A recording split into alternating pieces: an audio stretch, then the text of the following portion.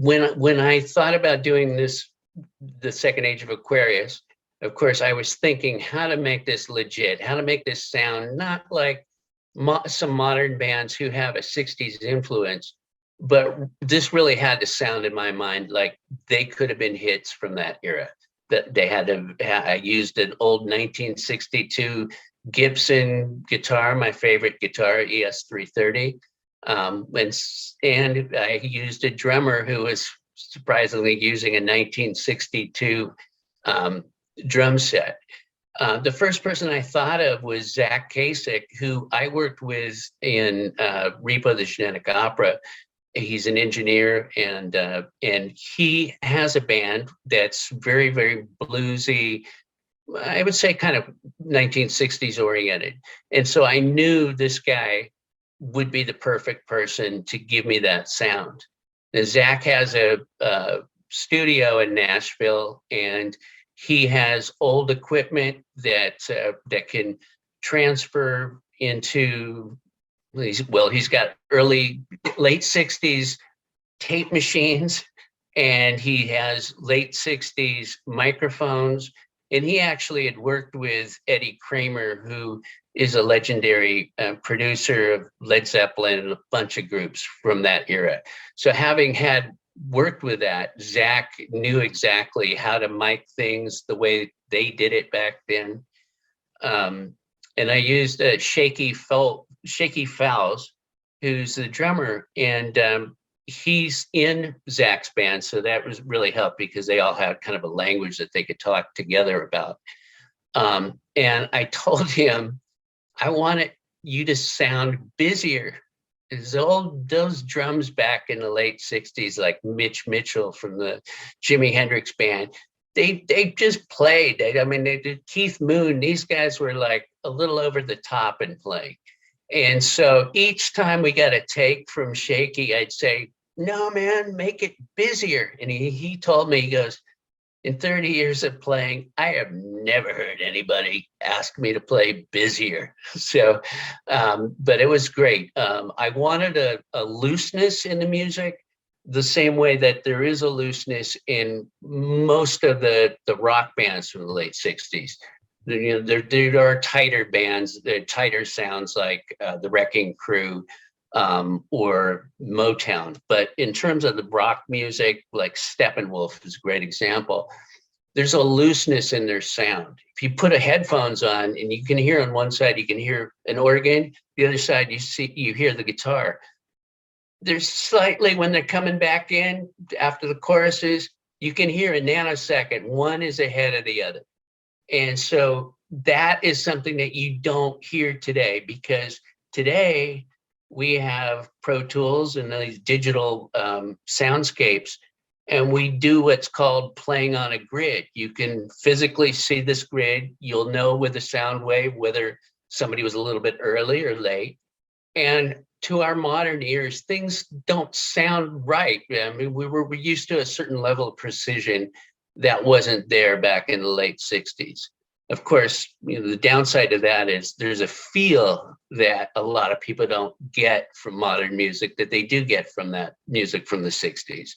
So I basically was trying to get that feel, and trying to find a sweet spot between, on the one hand, being too technically perfect, and on the other hand, being sloppy. So I didn't want that. So there is like a real sweet spot in there where the bands back then, they felt they had tempo changes within the song, sometimes intentional, sometimes not. Dripping sunshine, wet window pane, cry of love for souls unchained.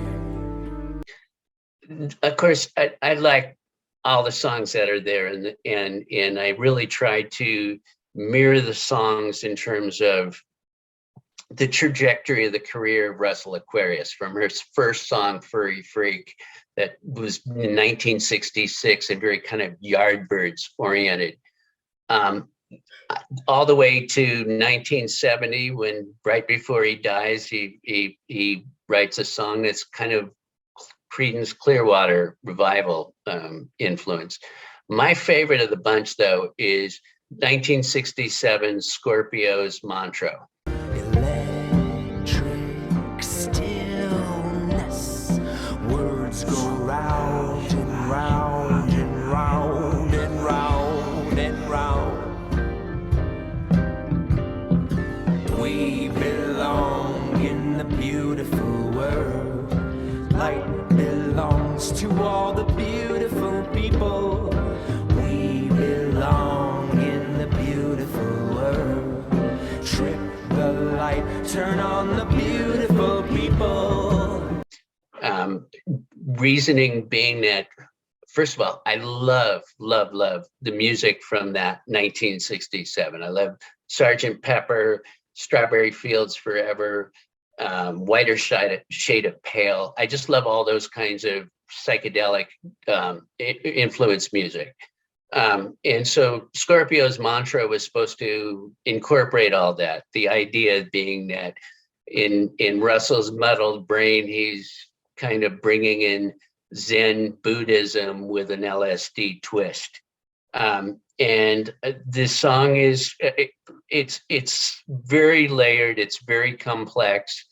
I wanted it to get into a world the same way that Strawberry Fields Forever or I Am the Walrus by the Beatles, that they really just, in my mind, bring you into a world that's of music and sound that just never existed before.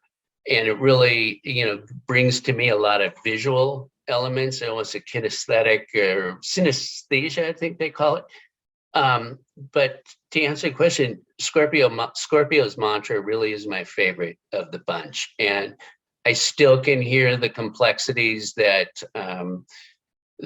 Shaky Fowles used, the drummer, and what Mako really brought to it was a theatricality to the performance, very much in the things of like Jim Morrison, or a lesser known guy, Arthur Brown, who was a very theatrical musician who would often light his hair on fire on stage back in the 60s. So to answer that, yes, I love Scorpio's Mantra. That's my favorite. And I think that's one of my favorite songs I've ever written. The soundtrack to Second Age of Aquarius will be available just about any place that you find, you buy your music, from iTunes to Amazon and so forth. You can go on SoundCloud. You can hear snippets of the music by Googling Russell Aquarius on SoundCloud. We have a Here Now page, Russell Aquarius. You can get all sorts of snippets of the music, and I hope everybody comes out and buys it.